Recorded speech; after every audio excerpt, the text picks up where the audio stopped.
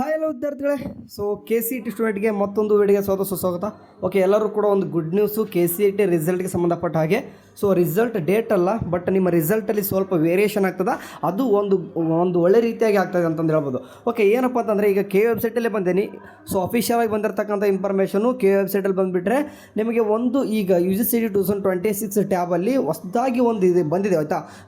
Agriculture practical ಬಿಟ್ಟರೆ ಇವತ್ತು ಬಂದಿದ್ದು ಕಾಣಿಸ್ತಿದೆ 10/5/2026 ಕಾಣಿಸ್ತಾ ಇದೆ. ನಿಮಗೆ ಏನು ಕೊಟ್ಟವ್ರೆ, ಪರಿಷ್ಕೃತ ಕೀ ಉತ್ತರಗಳು ಅಂತಂದು. ಸೊ ಎಲ್ಲ ಕೀ ಆನ್ಸರ್ ಮತ್ತೆ ಬಿಟ್ಟವರು ಹಂಗಲ್ಲ, ಏನು ಕೊಟ್ಟರೆ ಓದ್ಬಿಡೋಣಂತೆ. ಓಕೆ ಸರಿ, UGC 2026 physics and chemistry and mathematics ಗೊತ್ತಿರುವಾಗಿ 3 ನಿಮ್ಗೆ ಏನು ಮಾಡಿದ್ರು ಎಕ್ಸಾಮ್ ನಡೆಸಿದ್ರು. ಸೊ ಅದೇ ರೀತಿ ಬಯಾಲಜಿ ಕೂಡ 4 ಕೂಡ ನಿಮ್ಗೆ ಏನು ಮಾಡಿದ್ರು ಕೀ ಆನ್ಸರ್ ಕೂಡ ಬಿಟ್ಟಿದ್ರು, ವೆಬ್ಸೈಟಲ್ಲಿ ಬಿಟ್ಟಿದ್ರು. ಯಾವತ್ತು 26/4/2026 ಬಿಟ್ಟಿದ್ರು.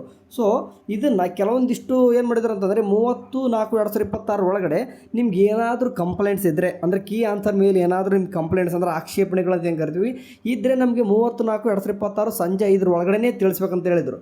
ಸೊ ಅದರಂತೆ ಸ್ಟೂಡೆಂಟ್ಸ್ ಏನು ಮಾಡಿದ್ರು ಅದನ್ನೆಲ್ಲನೂ ಕೂಡ ಕಂಪ್ಲೇಂಟ್ ಏನು ಮಾಡಿದ್ರು ಕೊಟ್ಟಿದ್ರು. ಅದನ್ನೆಲ್ಲನೂ ಕೂಡ ನೋಡಿದಂತಹ ಕೆಲವಷ್ಟು ವಿಷಯ ತಜ್ಞರು ಅಂತಂದರೆ ಸಬ್ಜೆಕ್ಟ್ ವೈಸ್ ಇರ್ತಕ್ಕಂಥ ತಜ್ಞರು ಏನು ಮಾಡ್ತಾರೆ ನೋಡಿಬಿಟ್ಟು, ಅಂದರೆ ಎಕ್ಸ್ಪರ್ಟ್ ಅವ್ರು ಏನು ಮಾಡ್ತಾರೆ ಅಂತಂದರೆ ಕೀ ಆನ್ಸರ್ನ ಎಲ್ಲನೂ ಕೂಡ ನೋಡಿ ಆದ ತಕ್ಷಣ ಫೈನಲ್ ಆಗಿ ಇವಾಗ ಕೀ ಆನ್ಸರ್ ಕೊಟ್ಟವ್ರೆ.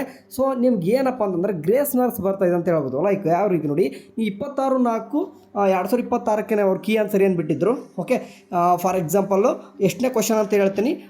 ಒಂದು ಫಾರ್ ಎಕ್ಸಾಂಪಲ್ ನಿಮಗೆ ನೋಡಿ, ಲೈಕ್ ಈಗ A1 code, A2 code, A3 code, A4, B1 B2 B3 B4 C1 C2 C3 C4 D1 D2 ಇಷ್ಟು ಕೋಡು ನೀವು ಯಾವುದಾದ್ರೂ ಒಂದು ಪೇಪರ್ ಬರೆದಿರ್ತಾರೆ. ಓಕೆ, ಸೊ ನಿಮಗೆ ಅದರಲ್ಲಿ ಕ್ವಶನ್ ನಂಬರು A1 ಇದ್ದರೆ 13, A2 ಇದ್ದರೆ 21, A3 ಇದ್ದರೆ 19, ಇದೇ ರೀತಿ ಎಲ್ಲನೂ ಕೂಡ. ಓಕೆ, ಸೊ ಅಂದರೆ ಫಿಸಿಕ್ಸಲ್ಲಿ ಹೇಳ್ತಾ ಇದ್ದೀನಿ ಫಸ್ಟ್ನೇ ನಾನು, ಈ ಕೋಡಲ್ಲಿ ಈ ಥರ ಕ್ವಶನ್ ನಂಬರಲ್ಲಿ ನೀವು ಅಂದರೆ ಆನ್ಸರ್ ಏನಾದರೂ B ಹಾಕಿತ್ತಂದರೆ B ಎದ್ರ ಹಾಕಿ, A ಎದ್ರ ಹಾಕಿ, ಏನಾದರೂ ಹಾಕಿ. ಓಕೆ, ನಿಮಗೆ ಗ್ರೇಸ್ ಮಾರ್ಕ್ಸ್. ಓಕೆ, ಅವರು ಆನ್ಸರು B ಅಂತ ಹೇಳಿದರು. 26/4/2026 ನಿಮ್ಗೆ ಕೀ ಆನ್ಸರ್ ಕೊಟ್ಟಿರಲಿ B ಅಂತ ಹೇಳಿದರು. ಬಟ್ ಗ್ರೇಸ್ ಮಾರ್ಕ್ಸ್ ಅದಕ್ಕೆ ಮಾಡೋರೆ ಗ್ರೇಸ್ ಮಾರ್ಕ್ಸ್ ಕೊಡ್ತಾಯಿದ್ದಾರೆ. ಓಕೆ, ಅರ್ಥ ಆಯ್ತಾ? ನೀವು A hockey, B hockey, C hockey, D ಹಾಕಿ, ಅಂದರೆ 26/4/2026 ಕೀ ಆನ್ಸರ್ ಬಿಟ್ಟಿದ್ರಲ್ಲ ಅದು ಸದ್ಯಕ್ಕೆ ಕನ್ಸಿಡರ್ ಆಗಲ್ಲ. ಇದನ್ನು ತೆಗೆದಾಕೆ ಏನು ಮಾಡ್ತಾರೆ, ಅದನ್ನ ಗ್ರೇಸ್ ಮಾರ್ಕ್ಸ್ ಅಂತ ಕೊಡ್ತಾರೆ. ಅಂದರೆ ಯಾವುದಕ್ಕೆ, ಈ ಒಂದು A1 ಕೊಡಲ್ಲಿ 13ನೇ ಕ್ವಶನ್ಗೆ, A2 ಕೊಡಲ್ಲಿ 21ನೇ ಕ್ವಶನ್ಗೆ. ಸೇಮ್ ಅದೇ ರೀತಿಯಾಗಿ ಕೆಮಿಸ್ಟ್ರಿ ತೊಗೊಳ್ಳಿ. ಓಕೆ, ಅದು ಫಿಸಿಕ್ಸ್. ಅದು ಕೆಮಿಸ್ಟ್ರಿಯಲ್ಲಿ ಅದರಲ್ಲೂ ಕೂಡ 48, 56, 54 ಈ ಥರ ಕೋಡಲ್ಲಿ ನೀವೇನಾದರೂ ಓಕೆ ಅಂದರೆ A1 A2 A3 ಕೋಡಲ್ಲಿ ಇಷ್ಟನೇ ಕ್ವಶನ್ ನಂಬರಲ್ಲಿ ನೀವು ಏನಾದರೂ ಹಾಕಿರ್ಬೋದು. ಬಟ್ ಅವರು ಆನ್ಸರ್ 26/4/2026 A ಅಂತ ಕೊಟ್ಟಿದ್ರು ಆನ್ಸರ್. ಬಟ್ ಯಾವುದಾದ್ರೂ ಕೊಟ್ಟರೆ ಅದಕ್ಕೂ ಕೂಡ ಗ್ರೇಸ್ ಮಾರ್ಕ್ಸ್ ಕೊಡ್ತಾ ಇದ್ದಾರೆ. ಅರ್ಥ ಆಯ್ತಾ? ಓಕೆ, ಅಂದರೆ ಈ ಫಾರ್ ಎಕ್ಸಾಂಪಲ್ 3ನೇ ಸೋಪ್ ನೋಡಿ ಯಾವ ರೀತಿ ಅಂದರೆ ಬಯಾಲಜಿ ಒಂದು, ಫಿಸಿಕ್ಸ್ ಆಯಿತು, ಕೆಮಿಸ್ಟ್ರಿ ಆಯಿತು. ಬಯಾಲಜಿಯಲ್ಲಿ ಕೂಡ ಒಂದು ಯಾವುದಪ್ಪ ಅಂದರೆ A1 ಕೋಡಲ್ಲಿ 29, A2 ಕೋಡಲ್ಲಿ 37, A3ಯಲ್ಲಿ 35. ಅದೇ ರೀತಿ ಅಪ್ ಟು ನೀವು D4 ಅವರು ಕೂಡ ನೋಡ್ಬೋದು. ಓಕೆ, ಇದ್ರ ಕೂಡ ಎಲ್ಲನೂ ಕೂಡ D4 ಅವರು ಕೂಡ ನೋಡ್ಬೋದು. ಇಷ್ಟು ನೀವು ಕೋಡಲ್ಲಿ ನೀವು ಫಾರ್ ಎಕ್ಸಾಂಪಲ್ ಅವ್ರು ಬಿಟ್ಟಿರ್ತಕ್ಕಂಥ ಕೀ ಆನ್ಸರಲ್ಲಿ ಯಾವುದು 26/4/2026 ಏನು ಮಾಡಿದ್ರು ಅವರು ಅಂತಂದರೆ ಕೀ ಆನ್ಸರಲ್ಲಿ C ಅಂತ ಕೊಟ್ಟಿದ್ರು. ಬಟ್ ನೀವು ಇವಾಗ ಏನಪ್ಪ ಅಂತಂದರೆ ನೀವು ಕೀ ಆನ್ಸರು ಅದನ್ನ ಬಿಟ್ಟು ಕೂಡ ನೀವೇನಾದರೂ B ಹಾಕಿದ್ರಿ, C ಹಾಕಿದ್ರಿ ನೋಡಿ, ಪರಿಷ್ಕೃತ ಅಂತ ಇದೆ ಅದು.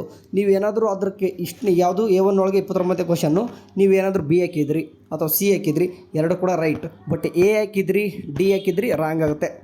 ಸೊ 2 ಗ್ರೇಸ್ ಮಾರ್ಕ್ಸ್ ಬರ್ತಾ ಇದ್ದಾವೆ ನೋಡಿ, 2 ಗ್ರೇಸ್ ಮಾರ್ಕ್ಸು. ಇದರಲ್ಲಿ ನೀವು B ಆದರೂ ಹಾಕಿರಿ, C ಆರ್ ಹಾಕಿರಿ, ನಿಮಗೆ ಆನ್ಸರ್ ರೈಟ್ ಅಂತ ಕೊಡ್ತಾರೆ. ಓಕೆ, ಸೊ ಇದಿಷ್ಟು ಚೇಂಜಸ್ ಆಗ್ತಿದೆ. ಯಾವುದೇದಪ್ಪ ಅಂತಂದರೆ ಒಂದು ಫಿಸಿಕ್ಸು, ಇನ್ನೊಂದು ಕೆಮಿಸ್ಟ್ರಿ, ಇನ್ನೊಂದು ಬಯಾಲಜಿ ಒಳಗಡೆ 2 ಗ್ರೇಸ್ ಮಾರ್ಕ್ಸ್ ಬಂದಂಗೆ ಈಗ. ಓಕೆ, 2 ಗ್ರೇಸ್ ಮಾರ್ಕ್ಸ್ ಬಂದಂಗೆ ಇದು ನಿಮಗೆ ಆಲ್ಮೋಸ್ಟ್ 50% ಯಾರೆಲ್ಲ B ಹಾಕಿದ್ರಿ, C ಹಾಕಿದ್ರು ನಿಮ್ಗೆ ಎರಡೂ ಕೂಡ ಆನ್ಸರ್ ರೈಟ್ ಅಂತಲೇ ಮಾಡ್ತಾರೆ. ಅದಕ್ಕೆ 1 ಮಾರ್ಕ್ಸ್ ಕೊಡ್ತಾರೆ. ಓಕೆ, ಸೊ ನಿಮಗೆ ಮ್ಯಾಥ್ಸಲ್ಲಿ ಯಾವುದೇ ರೀತಿ ಚೇಂಜಸ್ ಆಗಿಲ್ಲ, ಅದನ್ನೇ ಸೂಚನೆ ಅಂತ ಕೊಟ್ಟರೆ. ಅಂದರೆ ನಿಮ್ಮ ಮೇನ್ಲಿ ಇದಿಷ್ಟೇ ಫಿಸಿಕ್ಸು, ಕೆಮಿಸ್ಟ್ರಿ, ಬಯಾಲಜಿ ಒಳಗೆ 3 ನಿಮಗೆ ಸ್ವಲ್ಪ ಚೇಂಜಸ್ ಆಗಿ ಪರಿಷ್ಕೃತ ಆಗಿ ಫೈನಲ್ ಕೀ ಆನ್ಸರ್ ಥರ ಬಿಟ್ಟವ್ರೆ. ಬಟ್ ಮ್ಯಾಥ್ಸಲ್ಲಿ ಯಾವುದೇ ರೀತಿ ಬದಲಾವಣೆ ಇರೋದಿಲ್ಲ. ಓಕೆ, ಸೊ ಇದೊಂದು ಗುಡ್ ನ್ಯೂಸು. ಆ್ಯಂಡ್ ಇನ್ನೇನಿಲ್ಲ, ಸೆಕೆಂಡ್ PUC ಎಲ್ಲರೂ ಕೂಡ ಎಕ್ಸಾಮ್ ಮುಗಿದ ತಕ್ಷಣ KE ಡೈರೆಕ್ಟರ್ ಹೇಳಿದ ತಕ್ಷಣ ಒಂದು 3 ಡೇಸ್ ಆದಮೇಲೆ ಏನಪ್ಪ ಆಗ್ತದೆ. ಆ್ಯಂಡ್ ಇದು ಅಗ್ರಿಕಲ್ಚರ್ ಪ್ರಾಕ್ಟಿಕಲ್ಲು ಕೂಡ ಎಕ್ಸಾಮ್ ಮುಗಿಬೇಕಾಗ್ತದೆ. 2 ಒಟ್ಟಿಗೆ ಏನಪ್ಪ ಅಂತಂದರೆ KCET ರಿಸಲ್ಟ್ ಬರ್ತದೆ. ಓಕೆ, ಸೊ KCET ರಿಸಲ್ಟೇ ಬೇರೆ, ನೀಟ್ ರಿಸಲ್ಟೇ ಬೇರೆ. ಅಂದರೆ ನೀಟವರು 8ನೇದವರು ನೀಟ್ ರಿಸಲ್ಟ್ ಬಿಟ್ಟರೆ ನಮ್ಮ KEದವರು KCET ರಿಸಲ್ಟ್ ಬಿಡ್ತಾರೆ. ಬಟ್ ಕೌನ್ಸಿಲಿಂಗ್ ಮಾತ್ರ 2 ಎಟ್ ಎ ಟೈಮ್ ನಡೀತದೆ. ಅದೊಂದು ನೆನಪಲ್ಲಿರಲಿ ತಲೆಯಲ್ಲಿ ಅಷ್ಟೇ. ಓಕೆ, ಸರಿ, ಇದೇ ಥರನಾಗಿ ಏನಾದರೂ KE ಕಡೆಯಿಂದ ಅಪ್ಡೇಟ್ಸ್ಗಳು ಬಂದರೆ ತಿಳಿಸ್ತಾ ಇರ್ತೀವಿ. ವಾಟ್ಸಪ್ ಗ್ರೂಪ್ಗೆ ಜಾಯ್ನ್ ಆಗಿ. Thank you. Have next day. Bye.